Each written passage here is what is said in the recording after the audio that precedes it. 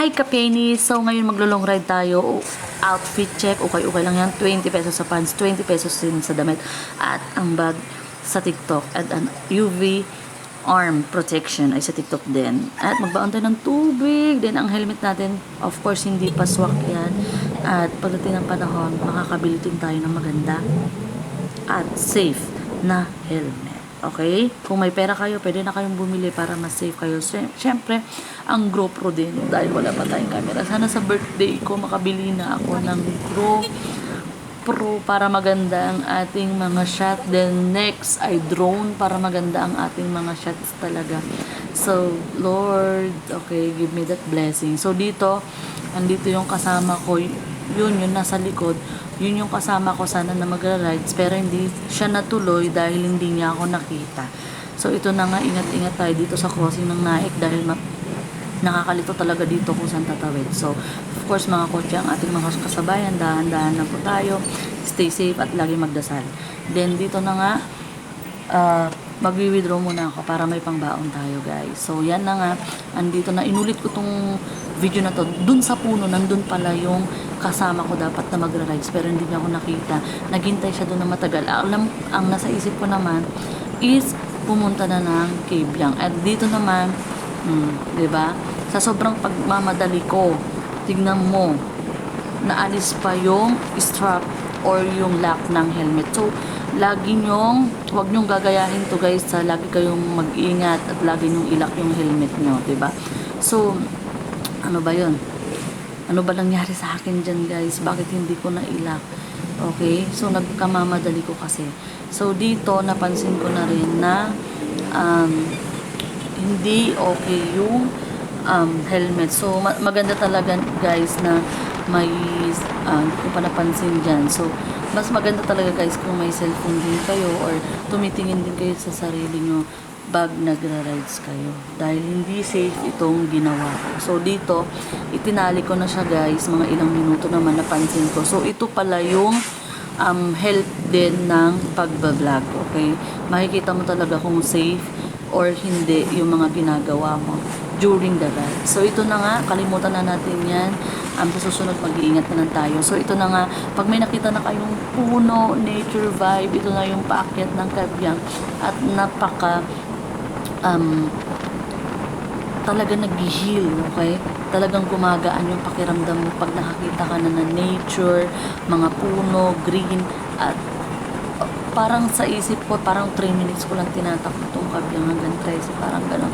Pero nawawala lahat ng lungkot at pait ng nakaraan, diba?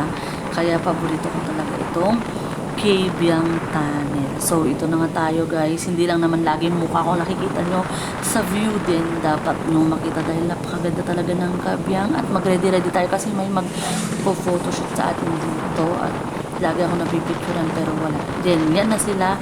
So, click daw guys. So, sana makita natin ang ating pitik sa Kabyang. Sana may pitik na tayo dyan. Then, mag-ingat-ingat din kayo dito kasi one way.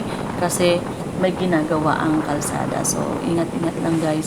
Then, dito pala sa mga motor dyan na kaskasero na nag-over the lane sa akin. So, natakot ako doon. Pero, shout out sa'yo kuya. Sana sa susunod mag-ingat ka dahil may angkas ka. Okay, iba-iba yung mga tao ngayon. Kung sino pa yung nakabike, siya pa yung mababait. At kung sino pa yung nakamotor, kala mo kung sino. Diba? So, ingat-ingat tayo. Kalimutan na natin yan. Nandito tayo sa Kabyang para magsaya. Okay, so malapit na tayo. Pag nakita na natin tong tulay na to at yung pangatlawang tulay, nandun na tayo sa Kabyang. So, tignan nyo guys, napaka-calm, napaka-chill, at napakaganda talaga ng Kabyang Tunnel. At all the green will give you a relaxation. So, nandito na tayo guys. So, madaming tao ngayon. Okay, kanina maraming tao kasi may mga event sila na ginaganap dito. So, may mga bilihan dito ng pastillas. Pwede kayo magpapicture pastillas, ref, sticker, at marami pang iba. So, may mga couple dyan na nagpipicture. May pastiga ng motor, diba? So, of course, chill lang tayo dito. And kumain na ako guys. And hinintay ko pa rin yung kasama ko pero hindi na pala siya natuloy din. Family picture. And ngayon ay papasok na tayo sa kabilang tunnel. Ito yung mga pinaka gusto ko. Kung may problema ako, sinisigaw ko talaga dito. At number 1 na sinisigaw ko dito ay manalo ako ng loto. Di ba? Yun na isisigaw mo dito. Syempre, no choice ka na eh. Sana magkatotoo. So, ito na nga ang liwanag. Okay. So, napaka relax talaga siya. So, ingat-ingat tayo dito. And, yan, Team Vespa scooter. So, napakaganda. Team sila. Wala pa akong vehicle. Asan kayo mga Honda Beat? Lumagas kayo. So, ito na nga. Pabalik na tayo ng kabilang tayo. Sana nga makaikot na rin ako ng Batangas, na Cebu at Tagaytay. Maikot ko na rin yun sa next vlog ko, guys. And dapat isigaw din natin dito na manalo tayo ng loto. Okay? So, thank God for this experience. For second time, safe tayo na nakapunta sa Kabyang at nakauwi ng bahay. So, ito na yung pataas ng Kabyang.